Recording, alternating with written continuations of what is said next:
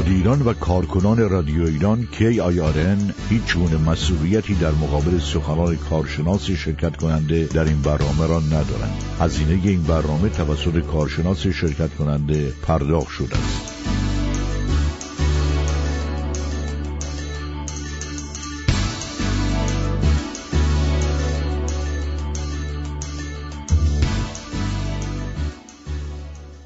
با عرض سلام و خوش آمد به شما دوستان عزیز شنونده. در این بخش برنامه گفتگو با کارشناسان صحبت و گفتگویی تقدیم حضورتون میکنیم با خانم دکتر فرشته امین، نویسنده کتاب رمز موفقیت ایرانیان در آمریکا و مدیر مرکز توسعه مهارت‌های رهبری امین لیدرشپ سنتر. ما امروز در مورد موفقیت و خوشبختی و راهبردهای موفقیت رهبران ایرانی آمریکایی با هم به گفتگو خواهیم نشست. دوستانی که مایلند از تجربیات و آگاهی خانم دکتر فرشته امین استفاده کنند و موفقیت‌ها و خوشبختی‌های لازم رو در زندگی خودشون به وجود بیارند، میتونن از مشاوره و کمک‌های ایشون استفاده بکنن و همچنین در سمینارها و ورکشاپ یا کارگاه‌های آموزشی که ترتیب میدن شرکت کنن. علاقمندان میتونن برای یادگیری و آشنایی بیشتر از دیدگاه‌ها و تجربیات خانم دکتر فرشته امین در مورد چگونگی موفقیت به عنوان یک مهاجر در آمریکا، چه از طریق مطالعه کتابشون رمز موفقیت ایرانیان در آمریکا، چه از طریق شرکت در سمینارها و کارگاه‌های آموزشی، چه از طریق مشاوره خصوصی استفاده کنند و به خواست هدف و موفقیت مورد نظرشون برسن. تلفن تماس با خانم دکتر فرشته امین 310-922-8041.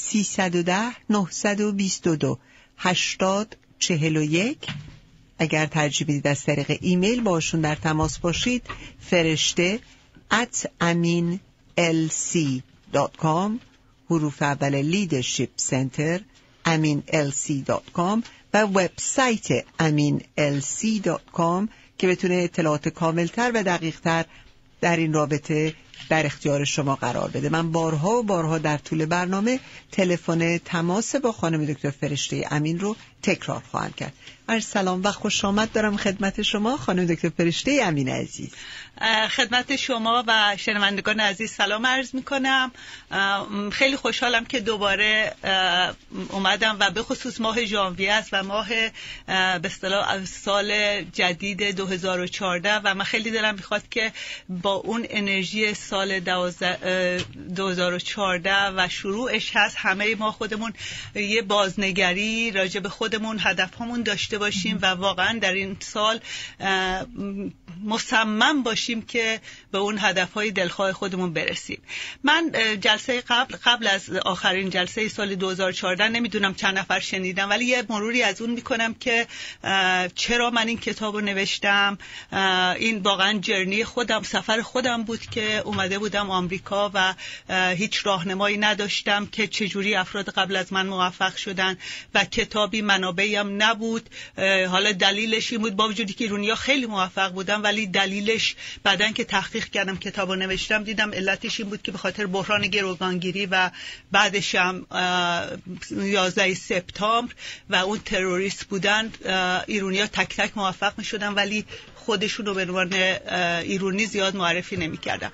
من در اثر تحقیقم واقعا دیدم که چقدر این راهنما داشتن، ببینیم افرادی که قبل از ما چجوری موفق شدن، کمک میکنه به دیگران. چون من تمام عمرم فکر میکنم همیشه از خرد دیگران، از موفقیت دیگران برای من الهام بخش بوده و یاد گرفتم. چون یه ضرب المثل هم هست میگم ما چرخو نمیتونیم هممون از اول اختراع کنیم و این بود که این کارو کردم و تمام واقعا مطالب کتاب که نوشتم اول از همه به خودم کمک کرد. یعنی میخوام بگم که این فقط یک کتاب تئوری نیست، این واقعا هر صفحه‌شو من زندگی کردم، تجربه کردم و واقعا هم نمیخوام از خودم تعریف کنم ولی میخوام بگم واقعا تنها کتابی بود که عنوان تز ترجمه شد، چاپ شد و حتی در یک ناشر توی آلمان این کتاب پیدا کرد و با هزینه خودش انگلیسیشو چاپ کرد که الان آمازون اویلیبل هست، یعنی در دسترس کسایی که میخوان انگلیسیشو بخونن.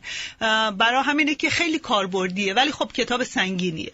برای همینه که من ورکشاپایی که میذارم در ارتباط با کاربرد مطالب این کتاب هست. امروز موضوعی رو که من میخوام به اصطلاح روشن کنم، چون تعریف این لغت به اصطلاح موفقیت و خوشبختیه. باز هم دوباره این کتاب من از ریسرچ های زیادی رو، مدل های زیادی رو توش بیان کردم. بازم این مدلی که تو کتاب من اومده و خودم دوباره شخصا اینو تجربه کردم، یعنی به خود من خیلی کمک کرده که دیدم باز بشه به زندگی و به موفقیت و اون که احساس خوشبختی چیه. و این برای همین که امروز من میخوام در اول سال هست واقعا ما یا اینکه در جهت رسیدن به هدفمونیم یا اینکه به هدفمون رسیدیم میخوایم هدف جدید بگذاریم. من دلم میخواد اگر گروهی هستن که میخوان هدف جدید بگذارن دست نگه دارن بعد از این به اصطلاح مصاحبه و انشاءالله اومدن تو به اصطلاح ورکشاپ هم که اول فوریه هست، یه ورکشاپ 3 ساعته هست در دفترم، اگر بیان و اونجا ببینن که واقعا هدف بعدیشون رو طوری بذارن که در جهت اون الگویی باشه که من امروز معرفی میکنم که هم به موفقیت برسن هم خوشبختی. تحقیق خیلی جالبی که این شده که افرادی که حالا ما لغت موفقیت رو به کار میبریم ولی افرادی که این لغت خیلی کلیه، برای همین ما با خوشبختی اینو اشتباه میگیریم. وقتی که افرادی که به دستاوردهای خیلی زیادی رسیدن یا های اچیورز بهشون میگن، اینا رو ما کلا میگیم موفق، ولی این نیست، اینا برندن یا به یه مثل قهرمانی رسیدن. من لغت قهرمانی رو خیلی خوشم میاد به کار ببرم برای که قهرمان میشن، همه براشون دست میزنن، بعدش قدم بعدی، رکورد بعدی.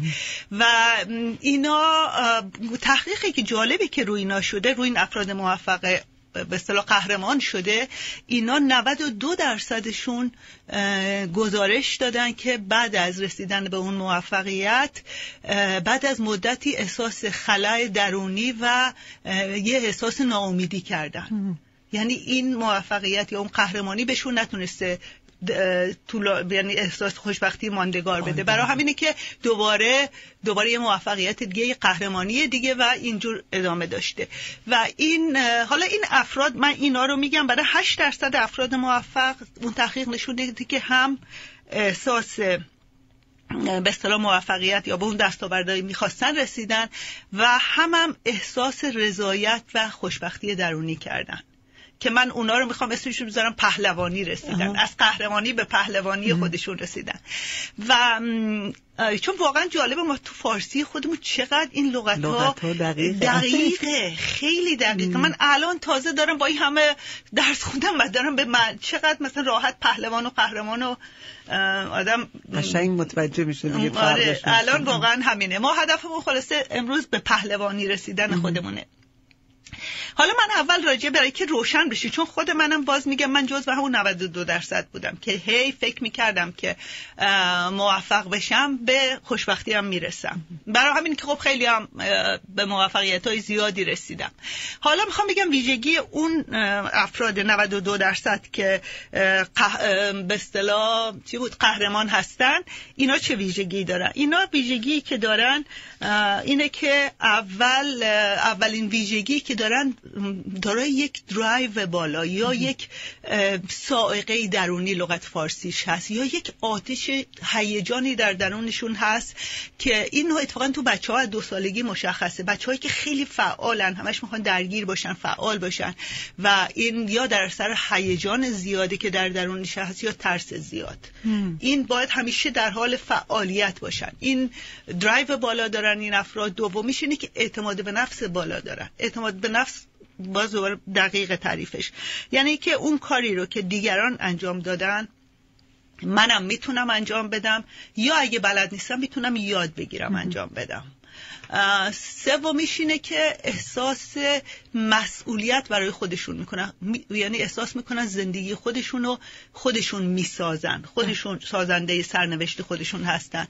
این افراد اگه دقت کنیم بیشتر از ضمیرهای من، خودم، ما استفاده میکنن وقتی که دارن حرف میزنن. در مقابل افرادی که احساس مسئولیت شخصی ندارن، بیشتر از ضمیر خودشون، دیگران و نمیدونم سیاست خارجی رو مسئول میدونن، نمیدونم پدر مادر رو مسئول میدونن، یعنی همش دیگران رو مسئول سرنوشت خودشون میدونن. یعنی این افرادی که به اصطلاح قهرمان هستن این حالت رو دارن که خودشون رو مسئول سرنوشت خودشون میدونن.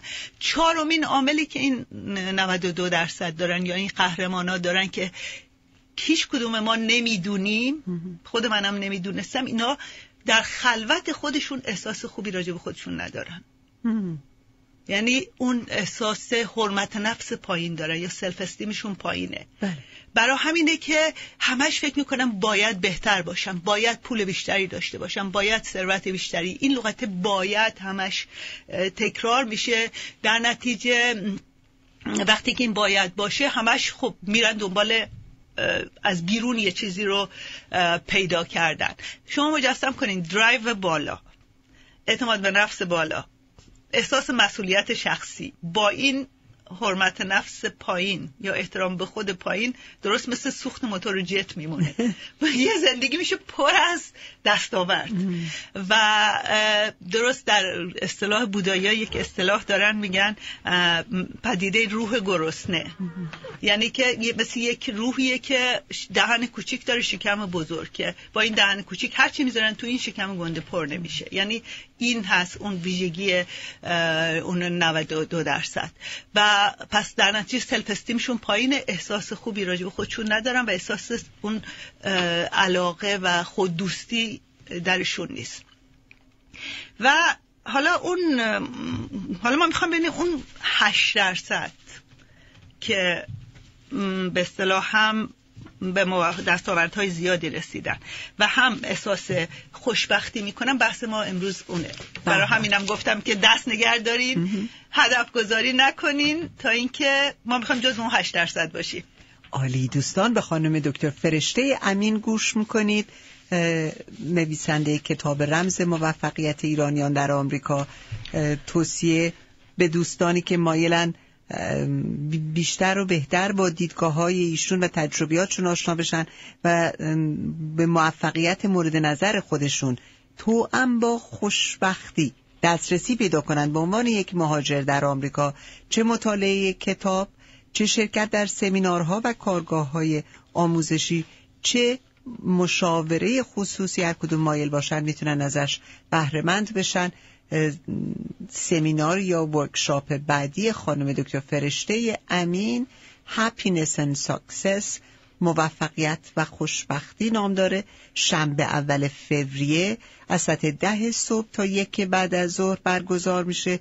عزیزان علاقمند میتونن از طریق تلفن 310 922 8041 310 922 8041 آگاهی های بیشتر رو جویا بشن. در شهر سانتا مونیکا، در بولوار سانتا مونیکا شهر لس آنجلس خواهد بود این ورکشاپ. و جالبه که ما برای هر کاری رانندگی یا حتی سوار دوچرخه شدن میریم کتاب میخونیم، یاد باید بگیریم. بعد مهمترین بخش زندگیمون که ایجاد موفقیت و یا رسیدن به خوشبختی هست و فکر میکنیم بدون این که یاد بگیریم یا کوچینگ داشته باشیم یا یکی بهمون یه چیزایی رو بیاموزه میتونیم خودمون بریم. خب بله، خودمون هم میتونیم بریم که دونه دونه رو تجربه کنیم، بعضی اشتباهاتمون یاد، ولی وقتی یکی دیگه میتونه بیاد بهمون یه راههایی برای رسیدن به موفقیت نشون بده، من فکر میکنم خیلی کم لطفی اگر در موردش کاری نکنیم. و خانم دکتر فرشته امین دقیقاً این راهها رو، راهبردها رو و رمزهای موفقیت رو به شما نشون میدن تا انشالله به اون چه که مورد نظر و خواستتون هست دست پیدا کنید. بله، واقعا الان با امکاناتی که الان هست، واقعا یعنی در زمینه علوم رفتاری هم واقعا خیلی پیشرفت شده که ما حتی ببینیم علاقه و استعداد خودمون رو پیدا کنیم، ببینیم درایومون چقدر هست، یعنی مشخص بشه برای چه کاری ما مناسبیم، هم علایقمون هم استعدادهامون. و واقعا این به اصطلاح ذوق من هست که افراد رو به اون جهت به گنج درون خودشون واقعا آشنا کنم. حالا ببینیم این به اصطلاح این خصوصیاتی که این افراد دارن چی هست. چون ببینیم واقعا اگه نگاه کنیم انسان از هزاران سال پیش همیشه دنبال خوشبختی بوده. هر کیم که اومده، تمام بزرگانی که اومدن و اینا وعده خوشبختی دادن. حتی اگه نگاه کنی حکومت مثلا کاپیتالیستی هم، سرمایه‌داری هم به دلیل وعده رفاه داد که شما رو خوشبخت میکنه.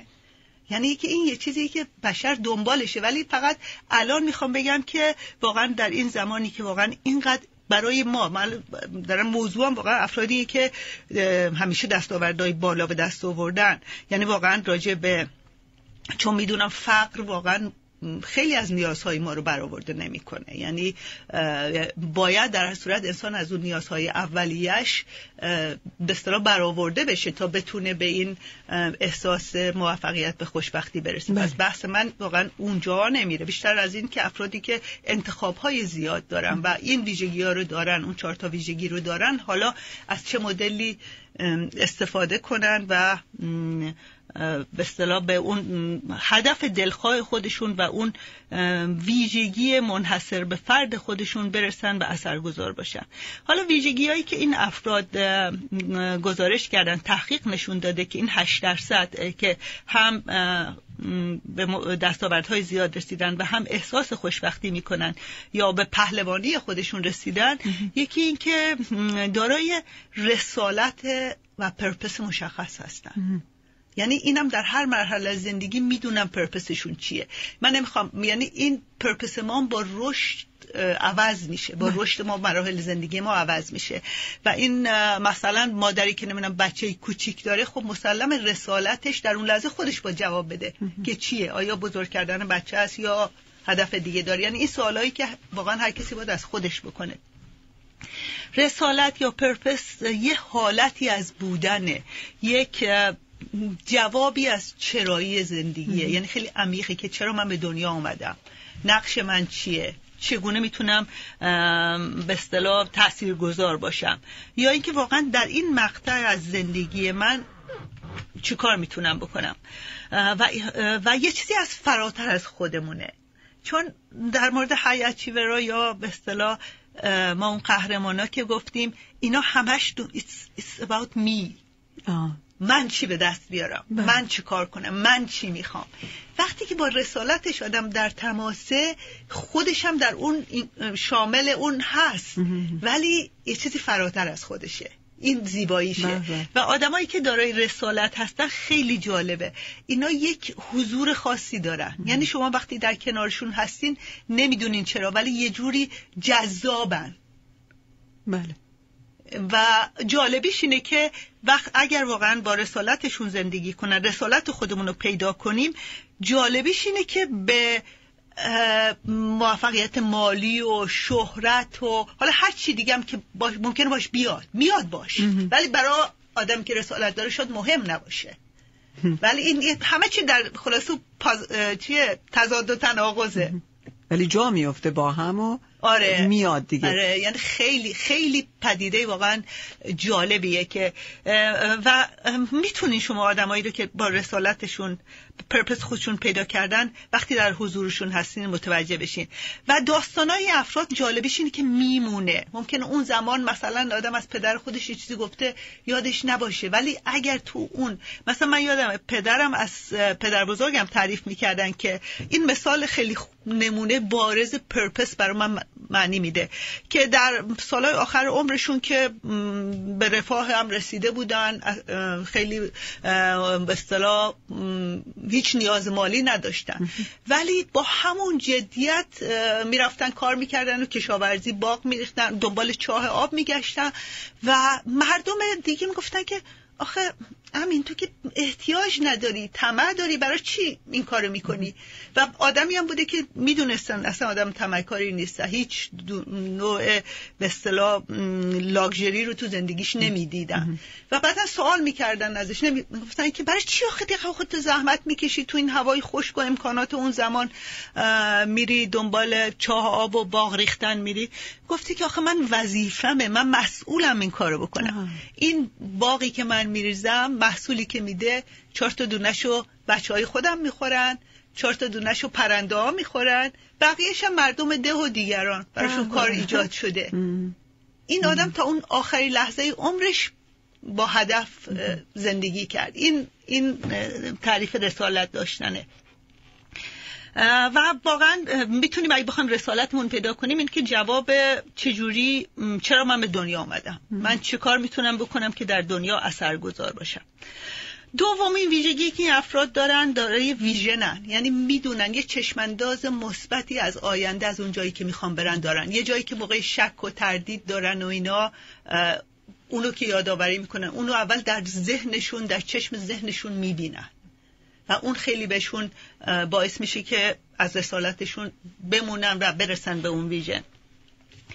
چهارمیش کار معنی داره، یعنی افرادی که کارشون با ویژنشون و رسالتشون هماهنگه. یکی از این داستانایی که مصاحبه‌ای که من کردم در کتابم نمونه بارز این هست که میگفت که یکی از افراد وقتی اومده در آمریکا یه موقعیت کاری خیلی خوب پیش اومده به خاطر موقعیت منحصر به فردش که اگر اون پیشنهاد رو قبول میکرده به چه درآمد زیادی میرسه، چون هیچ کس دیگه اون موقعیت رو نداشته. بعدا میگه که من خیلی همه، یعنی اصلا برای خود من شوک بود که چه پیشنهاد خیلی وسوسه انگیزی بود. میگه بعدا که رفتم یه خورده فکر کردم روش و نشستم مجسم کردم که این کار رو زندگی من چه اثری میذاره، با چه کسایی معاشرت میکنم، نوع کارم چیه. یه دفعه گفتم این هر روز زندگی من اصلا نمیخوام این کارو بکنم. و اون پیشنهاد رو با اون همه وسوسه انگیزیش رد کردم، ولی گفتم میرم دنبال کاری که علاقه و استعداد خودمه، ولی هیچ سابقه، هیچ تجربه توش ندارم. ولی با تستایی که گرفته بود متوجه شده بود که استعدادش و علاقش در کجاست. رفتم از صفر شروع کردم و استدلال من برای خودم این بود که خب حداقل اگه موفق نشدم کاری که دوست داشتم کردم. آره خودش خیلی. این شما این تستا رو خودتون تو این مرکز انجام میدید؟ بله من تستم دارم. بله دقیقاً، یعنی اینا خیلی خیلی کمک میکنه با آدم. اون وقت یه سوال دیگه هم خانم دکتر امین، کتاب شما رو رمز موفقیت ایرانیان در آمریکا دوستان از کجا میتونن تهیه کنن؟ ببینید تو وبسایت خودم میتونن برن زنگ بزنن، شرکت کتابم داره تو وبسایت خودم هم هست. انگلیسیش مال من نیست چاپ شده، ولی تو وبسایتم لینکش هست که میتونن برن توی آمازون بخرن. یعنی به فارسی هست برای کسانی که بخوان کشف کنن این رمز رو. میفرمودید. بله. بعد از اون چهارم خیلی وقت نمونده، من به طور خیلی کوتاه اون نکات 7 عامل رو میگم، بقیه‌شو دوستان اگه واقعا مایل داشته باشن و اینا رو عمیق بریم و هر کسی در مورد خودش اینا رو پیدا کنه، من خیلی خوشحال میشم که بیان در ورکشاپ شرکت کنن. بله، چهارمین عاملی که این افراد گزارش دادن این که رابطه‌های انرژیزا دارن، یعنی از طوری میتونن رفتار کنن، رابطه من رو ریلیشنشیپ، چه کاری، چه خانواده، چه با بچه‌ها، چه با همکاران، که انرژیشون تخلیه نشه، چون همه ما به انرژی احتیاج داریم. و تقریبا اگه نگاه کنید آدمایی که خیلی موفق بودن همیشه با انرژی ترس کارشون رو پیش میبرن. ولی این کوتاه برای همین هم هست که بعدش احساس خوشبختی نمی‌کنه. برای همینه که این هنر خیلی بزرگیه که چجوری رابطه ها رو استفاده کنیم و واقعا رمز موفقیت اینه که چجوری رابطه ایجاد کنیم، چون هیچ کدوم ما هیچ کاری تنهایی نمیتونیم بکنیم. و از گفتم 2500 سال پیشم افلاطون گفته که هر چقدر ما دانا، خردمند باشیم بازم به مشورت و توصیه‌های افراد و دوستان خردمندتر از خودمون احتیاج داریم. پس این یه نکته خیلی خیلی مهمه. و اولین رابطه میدونین با کیه؟ خدا آدم. با شخص تو آینه. که اون افراد 92% اون رابطه با آینه رو نداشتن، خودشون دوست نداشتن، هی فکر کنن از بیرون که موفق بشن، سلبریتی بشن، هرچی، یه توهمه. پس رابطه، پس اول از همه ما واقعا کلیدش اونه، تا اول با خودمون به خود دوستی و احترام به خودمون نرسیم و خودپذیری، نمیتونیم احساس خوشبختی بکنیم. و پنجمی هم این هست که باورها و اعتقادات ماست. واقعا ما چی باور داریم؟ خیلی مهمه که بدونیم به باورامون، به ولیوامون، به باورامون آگاه بشیم.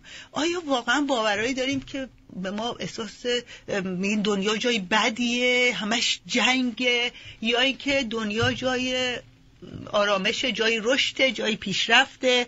و این خیلی مهمه که باید واقعا اگه میخوایم به اصطلاح خوشبخت بشیم باید واقعا آگاه بشیم چه باورایی داریم. قدم اول آگاهیه که دنیا جای کمبوده یا جای فراوانیه.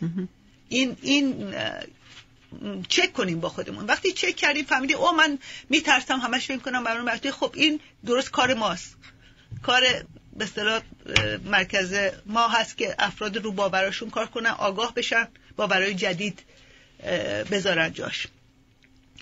و بعدن با مرحله بعدی واقعا افراد بازنگریه، یعنی بازنگری، بازسازی، مرور رسالت، مرور ویژن، مرور رابطه ها، مرور کار. اون مثالی که زدم اون آدم خودشو مرور کرد. بله. که به اصطلاح ببینه که آیا این کار میخواد انتخاب کنه، با یادآوری ویژن خودش و رسالت خودش رفت. و این بعد از اونم عامل هفتم انضباط داشتن، انضباط یا دیسیپلینه. جمله معروف اسکات پک هست که کتاب معروفش رودلس تراولده، میگه که بدون انضباط ما به هیچی نمیتونیم برسیم. با کمی انضباط به مقداری از هدفهامون میتونیم برسیم، با انضباط کامل به همه هدفها میرسیم. بدون انضباط واقعا ما فقط برده هوس‌ها و اشتها و اشتیاقمونیم. ولی وقتی که انضباط کامل داشته باشیم به معنای واقعی آزادیم. به خانم دکتر فرشته امین گوش می‌کردید دوستان، نویسنده کتاب رمز موفقیت ایرانیان در آمریکا و مدیر مرکز توسعه مهارت‌های رهبری امین لیدرشپ سنتر در مورد موفقیت و خوشبختی و راهبردهای موفقیت رهبران ایرانی آمریکایی صحبتی داشتیم. اگر مایل به دریافت اطلاعات بیشتر، بهره‌گیری و یادگیری بیشتر، آشنایی با دیدگاه‌ها و تجربیات خانم دکتر امین در مورد چگونگی موفقیت به عنوان یک مهاجر در آمریکا هستید، میتونید از طریق مطالعه کتاب رمز موفقیت ایرانیان در آمریکا، شرکت در سمینارها و کارگاه‌های آموزشی که اشاره کردن، روز شنبه اول فوریه سمینار یا ورکشاپ موفقیت و خوشبختی برگزار میشه از 10 صبح تا 1 بعد از ظهر. میتونه امکانات و راهبردهای بسیار خوبی رو در اختیارتون قرار بده و یا به صورت مشاوره خصوصی با خانم دکتر فرشته امین. تلفن 310 922 8041، وبسایت aminlc.com، ایمیل آدرس فرشته@aminlc.com. بی نهایت ممنون و سپاسگزارم از لطف و حضورتون در برنامه امروز خانم دکتر فرشته امین. خیلی متشکرم، مرسی از وقتی که به من دادید. هزینه برنامه‌ای که شنیدید توسط کارشناس شرکت کننده در برنامه تأمین شده است. مدیران و کارکنان رادیو ایران KIRN هیچ مسئولیتی درباره سخنانی که ایراد شد بر عهده ندارند.